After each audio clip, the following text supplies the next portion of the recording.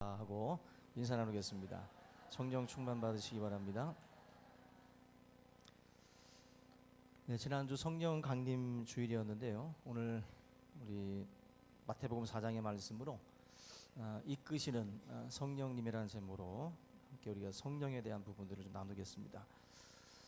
그 창세기 12장에 보시면 아브라함에게 하나님께서 명령을 하시는데 고향과 친척과 아비집을 떠나서 가나안 땅으로 가라 하나님께서 명령을 하십니다. 여기서 고향, 친척집, 아버지 집 이 세 가지를 말씀을 하는데 이 장소는 우리가 딱 들을 때 느껴지는 그 느낌이 편안하다라는 것이죠. 편안함과 또 안정됨, 또 든든한 것. 내 아버지의 집이고 내 친척 집이 있고, 그죠? 내 고향 땅이고, 이 모든 것들이 안정적이고 굉장히 든든한 그 마음을 가져다 주는 것입니다. 똥개도 자기 집에서 반을 먹고 들어간다 그랬어요. 한마디로 이 홈 경기와 어웨이 경기가 틀립니다. 이 지금 승률에 있어서도 스포츠에서도 집에서 하는 싸움과 원정 가서 하는 싸움이 결과가 다르게 나와요. 그 이유가 홈에서 하게 되면 그만큼 내가 먹던 밥, 내가 지내던 사람들, 그리고 환경, 경기장 모든 것들을 낯설지 않은 곳에서 하기 때문에, 그리고 든든한 또 응원단들이 있기 때문에, 지원군들이 있기 때문에 당연히 그 승률이 높아질 수밖에 없습니다. 우리나라가 2002년 월드컵에도 4강에 들어간 이유 중에 하나도 홈 경기거든요.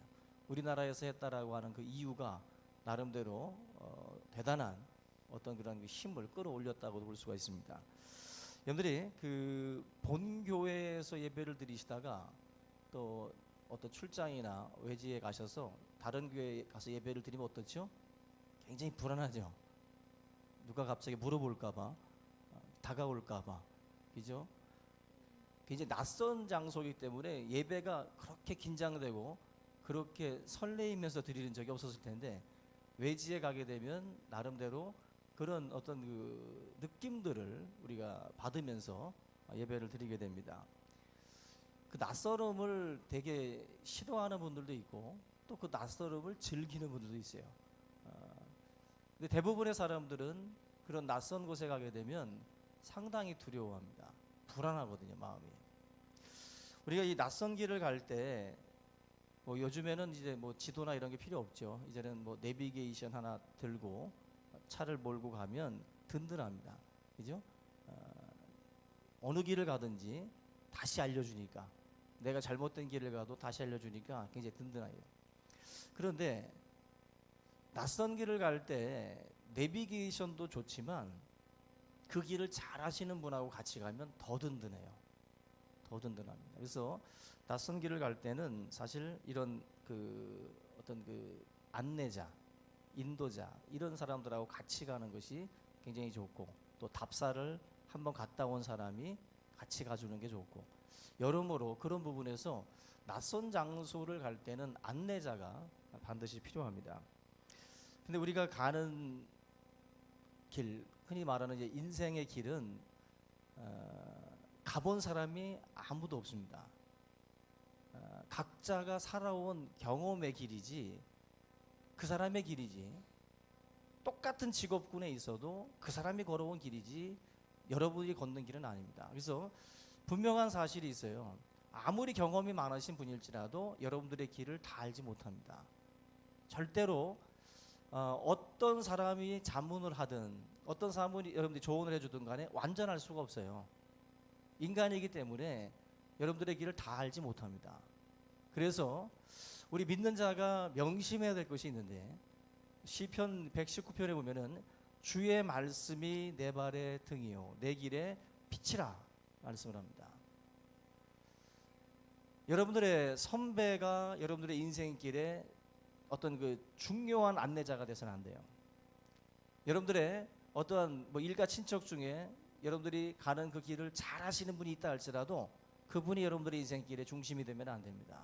주의 말씀이 내 발의 등이요 내 길의 빛입니다. 반드시 명심하셔야 돼요. 그래서 항상 믿는 성도들은 가장 확실한 인생의 길을 걸어가는 방법은 바로 이 성령에 이끌려서, 말씀에 이끌려서 가는 그 길이 가장 완전한 길이고, 그 길을 가장 하나님께서 인정하시는 길이다라는 것입니다. 그 과거에 미국에서 그 서부에서 금광이 발견됐을 때 동부에 있던 사람들이 서부로 많이 옮겨 다녔는데, 그 동부에서 서부로 옮겨갈 때, 그 광활한 그 사막길을 갈 때 자기들만 모든 것들을 준비해서 가게 되면 영락없이 죽게 됩니다. 그 사막을 가다 보면 신기루가 있기 때문에 신기루에 속아가지고 수많은 사람들이 방황을 하다가 목말라 죽고 또 굶어 죽는 그런 일들이 벌어집니다. 그래서 인디안들을 안내자로 삼아가지고 그 사막길들을 많이 걸어갔다 그래요. 그래서 인디안들의 안내를 받아서 가야지, 아무리 지금 목이 말라도 저쪽에서 아무리 물이 비춰져도 그것은 신기루기 때문에 절대로 가서는 안 된다는 거죠. 반드시 그 안내하는 그 인디안의 말을 따라서 그 길을 가야만이 방황하지 않고 올바른 길을 갈 수가 있었습니다. 요즘에 그 개발되고 있는 그 투명 망토도 이 신기루 현상에서 찾아온 그 원리로다가 만들어진다고 그래요. 빛의 굴절을 가지고 그렇게 만드는데, 신기루 같은 경우도 허상이죠. 실상이 아니라. 근데 멀리에 있는 그 상을 빛의 굴절로다가 이곳에다가 옮겨 놓는 거예요. 그러니까 없는 것입니다.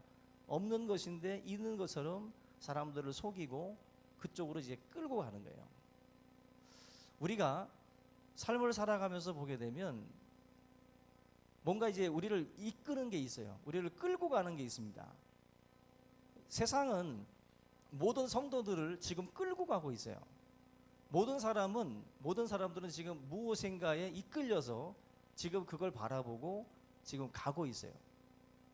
바로 이 신기루처럼 많은 사람들을 속이고 있는 허상인 그것들을 가지고 사람들을 지금 기만을 하고 있습니다. 근데 신기루가 보면은 잡힐 듯 한데 잡히지 않죠. 기분상, 느낌상 조금만 더 가면 잡힐 것 같아요. 지금 신기루를 쫓는 사람들 보세요. 다들 항상 하는 말이 한 번만,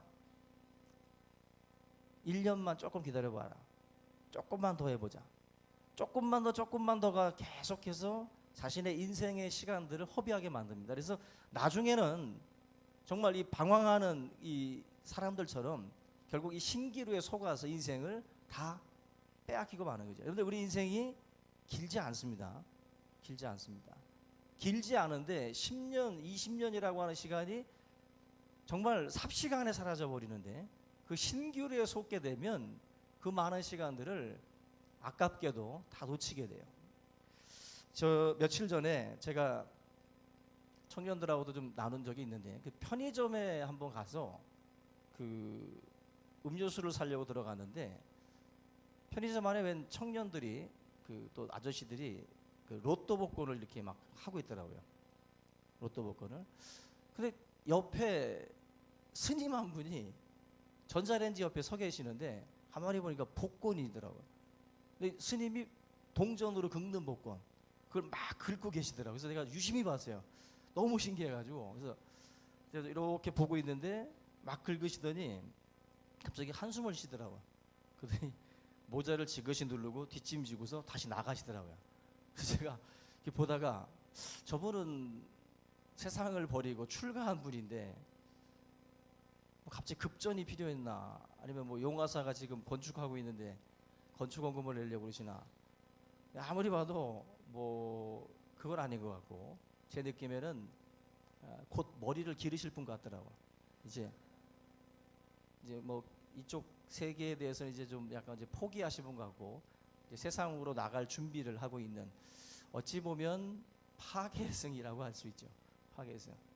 이분도 보면은 어찌 보면은 신기루를 쫓아가는 분이에요. 지금 신기루, 일확천금, 뭔가 나에게 어떤 이런 것들이 좀 주어졌으면 좋겠다.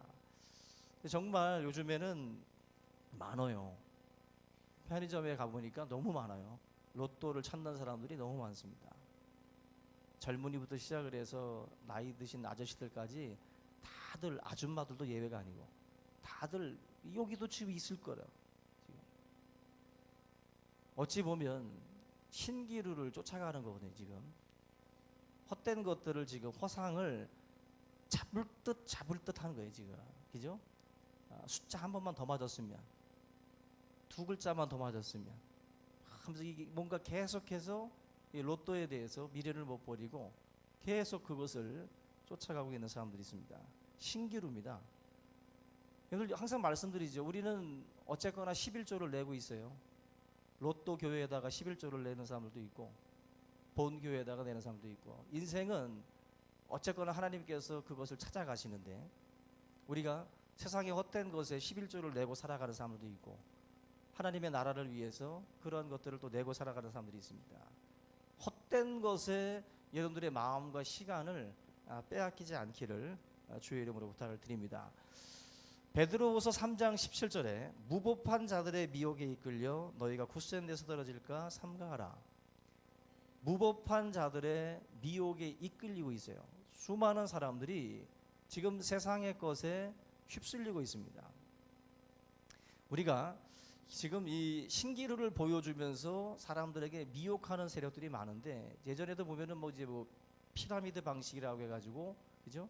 옥장판 300만 원 회원 가입 하듯이 사가지고 또 일가 친척에게 팔아먹고 또 친구들에게 팔아먹고, 그러다가 이제 마치 금배지 고급 승용차 끌 것처럼 사람들을 기만을 했다가 나중에 다 뜯겨서 내가 지금까지 신기루를 쫓았구나, 그거 깨닫고 돌아온 사람들이 지천에 깔려 있어요.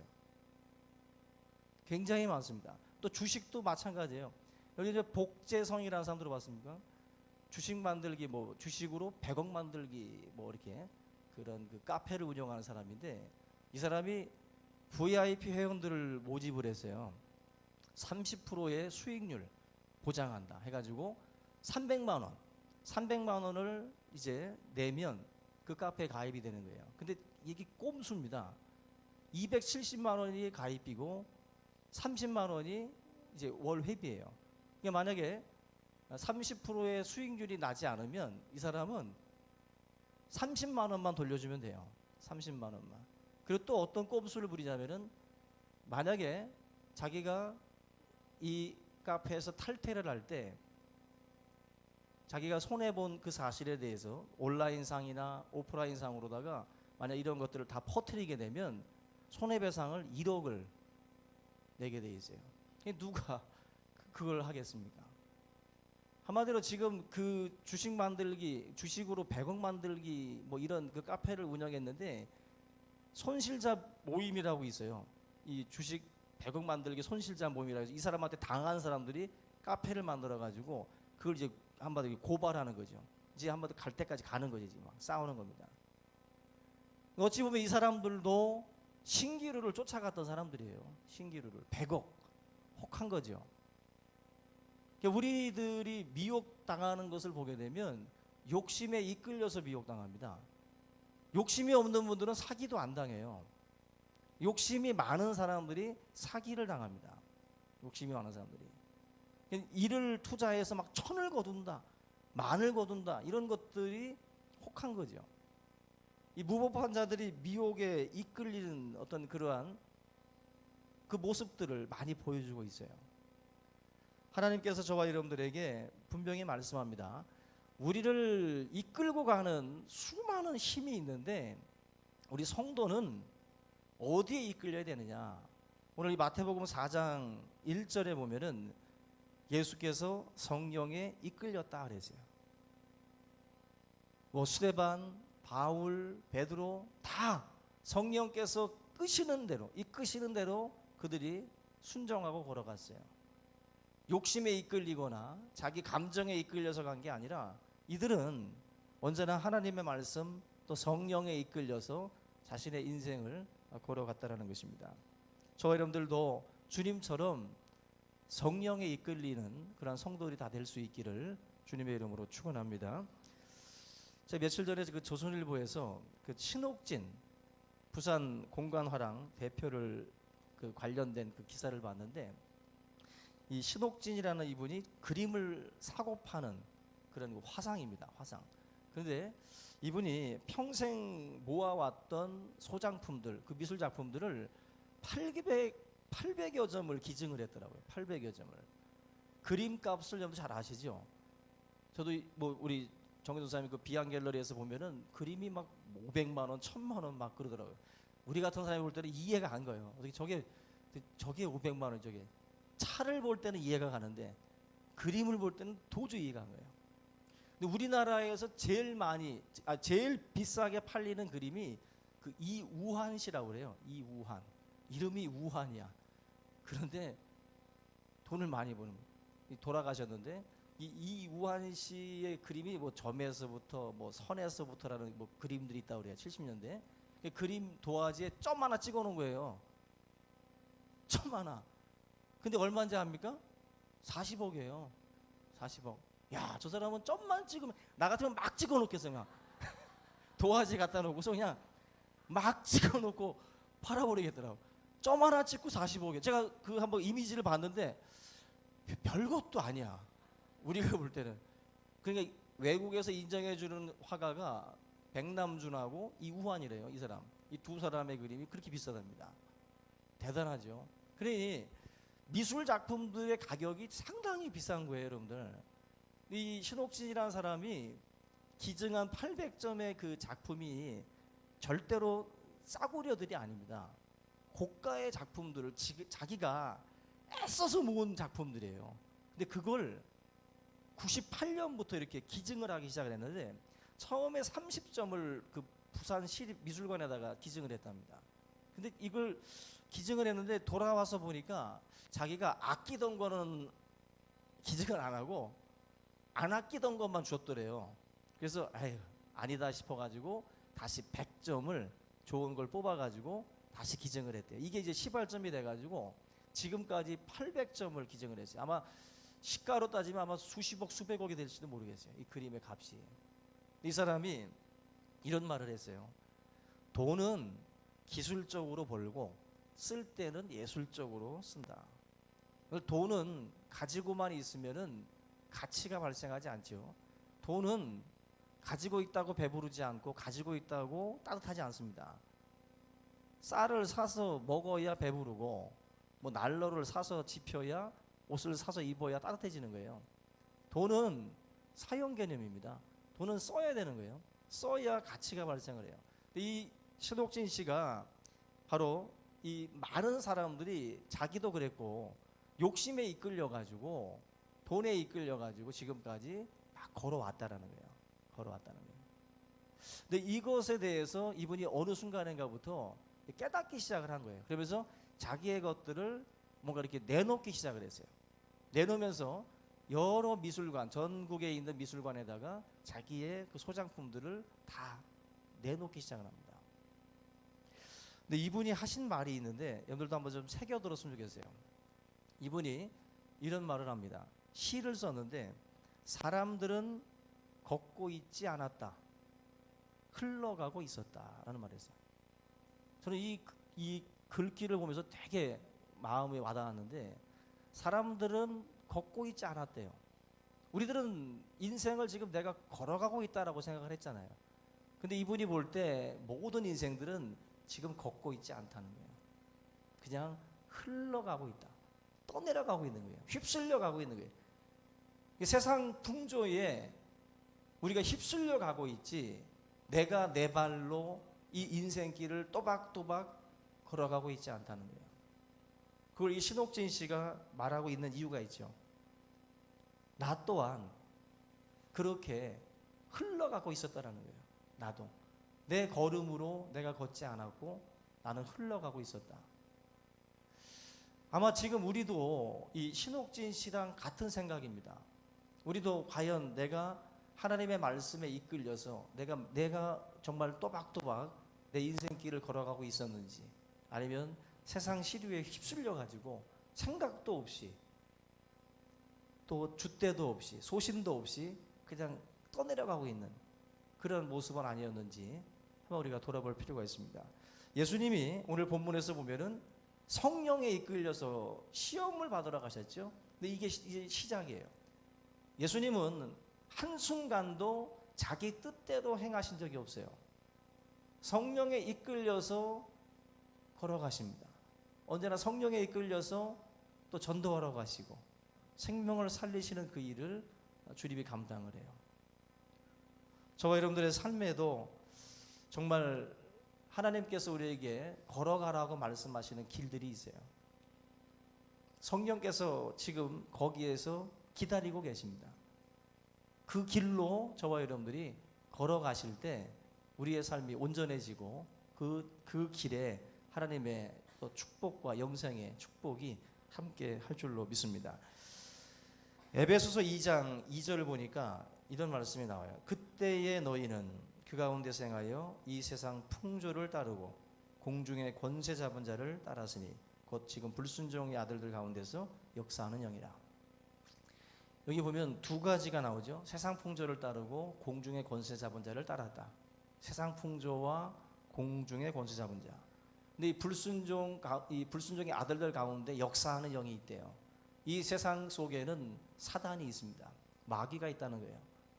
미혹의 영이 있다는 것입니다. 이 미혹의 영들이 이 어두움의 세상 주관자들이라고 말씀을 해요.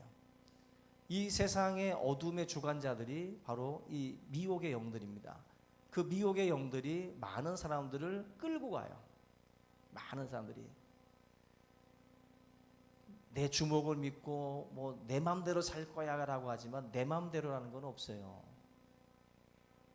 내 맘대로 살아가는 것이 아니라 이 미혹의 영들에게 이끌려가는 거예요. 그게 바로 성경이 내리는 결론입니다. 그런 점에서 저와 여러분들 이 사단이 어떤 모습으로 우리 믿음했던 이런 그 사람들을 끌고 가는지를 좀 아셔야 되는데, 요한일서 2장 16절에 이는 세상에 있는 모든 것이 육신의 정욕과 안목의 정욕과 이생의 자랑이니 다 아버지께로부터 온 것이 아니요 세상으로부터 온 것이라. 육신의 정욕, 안목의 정욕, 이생의 자랑. 이 세 가지는 하나님께로부터 온 게 아니라는 게, 마귀가 이 세상 가운데에 수많은 사람들을 끌고 가기 위해서 던진 미끼들이에요. 이 세 가지를 통해서 많은 사람들이 끌려다니고 있어요. 많은 사람들이. 그 어거스틴이라고 아실 겁니다. 성 어거스틴이 그 고백록을 썼는데 고백록 제10권에 바로 이 부분을 다뤄요. 이 세 가지 이 정욕에 대한 이 말씀들을 다루는데, 육신의 정욕, 뭐 촉각, 미각, 뭐 시각 이런 여러 가지 것들을 다루는데 그 중에서 이 식욕, 특별히 식탐이라는 게 있죠. 이것도 죄거든요. 이것도 육신의 정욕 중에 한 가지가 바로 이 식탐이에요. 어거스틴이 뭐라고 하냐면은 그 생명과 건강 유지를 위해서 어떤 그 적당량만 먹으면 되는데 우리가 그 적당량을 넘어간다라는 거예요. 그게 이제 어거스틴이 말하는 이 탐식, 바로 이 죄입니다. 죄. 우리가 이 육신의 정욕, 너무 욕심이 나는 거죠. 이것저것 다 우리나라에 이제 부패가 들어온 이후로부터 이 육신의 정욕 중에 이 탐식을 우리가 잘 조절을 못해요. 그죠? 우리들은 부패집 가면은 무슨 어떤 사명감을 가지고 그걸 마치 한 그릇만 먹고 나가면 죄 짓는 것 같은 거예요. 그래가지고 막 서로 격려하죠. 한 번만 더. 한 번만. 교회에서도 안 하는 격려를 부패집 가면 막 서로 막 격려합니다. 그리고서 그냥 배가 이빠이 그냥 빵빵해지도록 먹죠. 그리고 나서도 또 아이스크림으로 스며들게 또 촉촉히 적시고, 그죠? 아주 끝까지 먹어요. 끝까지. 저도 예외 아닙니다. 뭐 다 똑같이 그렇게 먹어요. 왠지 거기만 가면 이제 10,000원어치가 도대체 얼마길래 그 엄청난 양을 끝장을 봅니다. 이 탐식이에요. 그래서 어거스틴이 그런 말을 했어요. 만일 어떤 사람이 식탐을 버리고 자기의 생명과 건강을 유지하기 위해 꼭 필요한 한계선을 넘지 않는다면 그 사람은 위대한 사람이다. 만약에 여러분들 중에서 뷔페 식당 가서도 한 그릇만 딱 먹고 나오시는 분 있잖아요. 위대한 사람이에요. 근데 어거스틴이 뭐라고 했냐면은 자기는 죄인이기 때문에 결코 그렇게 못한다. 자기는 빠져나갔어요. 어거스틴은 그렇게 해놓고 자기는 빠져나갔다고. 자기는 못하겠대요. 자기는. 우리들은 더 못하지, 그죠? 그만큼 이게 참 우리가 감당하기 어려운 것 중에 하나예요. 옛날에 그 로마 사람들이 얼마나 그렇게 이 음식 문화가 참 그랬습니까? 그 세네카라는 사람이 그 기록한 내용에 보면 로마인들은 먹고 토하고 먹고 토했다는 거예요. 토하기 위해 먹고 먹기 위해 토했다는 거예요. 그러면서 이게 너무 많으면 못 먹은 음식이 있으면 새의 깃털로다가 이제 해가지고 또 토해내고 또 먹었대요. 우리보다 더 심한 놈들이 그 로마 시대에 있었어요. 그 것들이 바로 죄예요. 7가지 죄악 중에도 이런 탐식이 있거든요. 탐식이. 근데 바로 우리가 육신의 정욕 중에 제가 한 가지만 말씀을 드렸지만 바로 그런 거예요. 그런 것들이 우리를 막 이제 이끌고 갑니다. 이 시각으로 이끌고 가는 것도 있죠. 우리를. 그게 바로 이제 육신에 속한 정욕 중에 하나입니다. 촉각, 미각, 시각 이 모든 것들이 우리를 끌고 가요. 두 번째가 안목의 정욕인데 이건 호기심이라고 어거스틴이 말합니다. 호기심의 유혹. 예를 들는데 시체를 가지고 예를 들어요. 지나가다가 만약에 아주 흉물스럽게 죽은 시체가 있으면 그 시체를 이렇게 보고 그죠? 기분 좋아하는 사람은 없어요. 그죠? 기분 좋아하는 건 정신병자죠. 그래서 이 시체를 이렇게 싹 안 보려고 하죠. 그런데 안 보는 게 아닙니다. 기어코 봐요. 이렇게. 그게 우리 인간의 호기심이라고 오거스틴이 말합니다. 우리는 분명히 보고 나면 괴로워할 줄 알면서도 그걸 봐요. 그게 우리들의 가지고 있는 호기심. 그래서 여러분들 막 그 아십거리들 막 인터넷상에서 막 우리가 뒤지는 이유가 뭐예요? 남의 집 소식이 그렇게 궁금해요. 남의 집에 이혼한 거, 남의 집에서 무슨 폭력 사건이 일어난 거 이런 것들에 대해서 다 궁금해합니다. 그게 뭐죠? 이게 바로 안목의 정욕이에요. 이 호기심 속에서 벌어지는 수많은 죄악들이 우리의 삶 가운데에 있다라는 것입니다.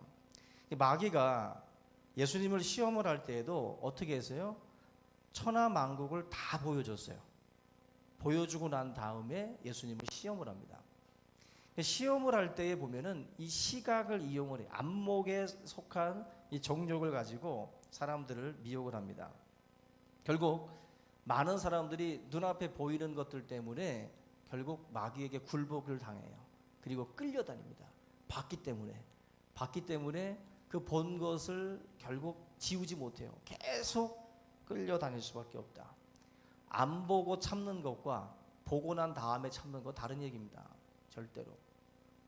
선악을 알게 하는 나무를 본 순간 보암직도 하고 먹음직도 하고 지혜롭게 할 만큼 탐스럽다 그랬어요. 보고 나면 이제 문제가 생기기 시작을 합니다. 오락가락합니다. 뭐가?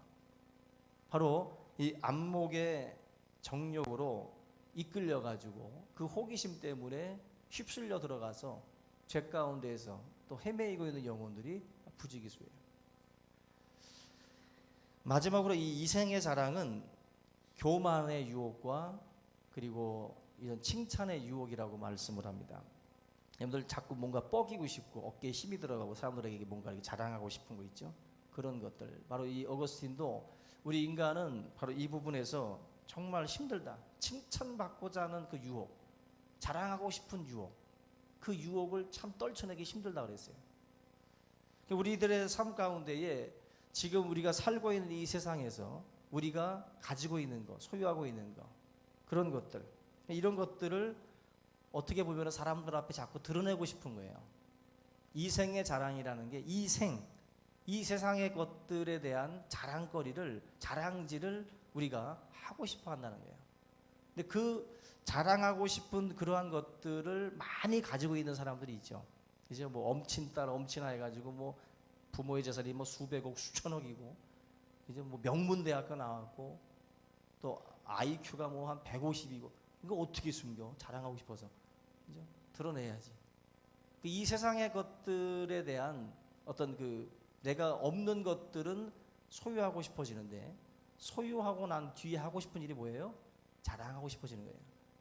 바로 이 이생의 자랑이라는 것이 우리 모든 사람들이 걸리는 부분이 있어요. 그래서 많은 그 사람들을 이 사단이 부추깁니다. 이 세상의 것들을 자꾸 자랑하도록. 그래서 바리새인이 예수님께 책망을 받았을 때 외식 때문에 책망을 받았어요. 그 외식이 뭡니까? 자기가 구제하는 거, 자기가 기도하는 거, 금식하는 거 자랑하고 싶어가지고 길 사거리에서 나팔을 불고 구제하고 금식하고 있다는 것을 보여주기 위해서 또 흉한 얼굴로 돌아다니고, 이런 어떤 그 사람들 앞에서 내가 무언가를 하고 있다라는 것을 자랑하려고 했거든요. 이생의 자랑에 바리새인들도 묶여 있었어요. 구제, 금식, 기도, 좋은 일이죠. 좋은 일을 하면서도 이생의 자랑에 빠지는 게 인간이에요. 여러분들 교회 안에서도 좋은 일 하면서 이생의 자랑에 빠져요. 좋은 일 하면서 하나님 앞에 아름다운 일들을 하면서도 이생의 자랑에 빠지고 맙니다. 여러분들 기도하는 것 있죠. 기도 제목들 가운데에 여러 가지가 있을 텐데, 성경에 야고보서 4장 3절에 구하여도 받지 못함은 정욕으로 쓰려고 잘못 구함이라. 그 정욕이라는 단어를 오늘 제가 지금 드린 말씀처럼 뭔가 내가 기도하고 있는 것들이 있어요. 뭐 자녀를 위해서 기도하고 뭐 사업을 위해서 기도하죠. 근데 그 기도의 제목이 깊이 들어가 보면은 그것에서 자랑하고 싶어서, 그거 해서 자식 잘 돼가지고 사람들 자랑하고 싶어서, 남편에서 자랑하고 싶어서, 이 세상의 것들을 사람들 앞에서 자랑하고 싶은 욕망들이 강한 사람들이 있어요. 정욕으로 구하는 거예요. 정욕으로 쓰려고 구하는 것들은 잘못 구하는 거라는 거예요. 잘못 구하는 거예요. 저와 여러분들의 삶에 하나님께서 우리에게 주시고자 하는 것들이 있습니다. 하나님이 우리에게 소망하시는 것들이 있어요. 그런 것들을 바라보셔야 돼요. 돈에 이끌리고 마귀에게 이끌리고 세상에 이끌려서 여러분들이 살아가서는 안 됩니다. 지금 내가 끌려가고 있는 게 뭔가 보셔야 돼요. 성령에 이끌리셔야 돼요. 말씀에 이끌리셔야 되고 그 기도에 이끌리셔야 돼요. 그것이 우리 성도들이 걸어가야 할 길입니다. 제가 여러분들 복권 긁는 거 안 봤으면 좋겠고, 여러분들이 세상의 어떤 것들을 막 쫓아가고 있는 그 모습을 안 봤으면 좋겠어요.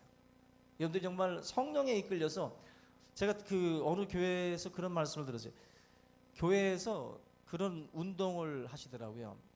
학교 끝난 학생들은 집에 가기 전에 교회 들러서 잠깐 기도하고 가고, 뭐 잠깐이라는 것은 1분을 해도 되고 2분을 해도 되는 거예요.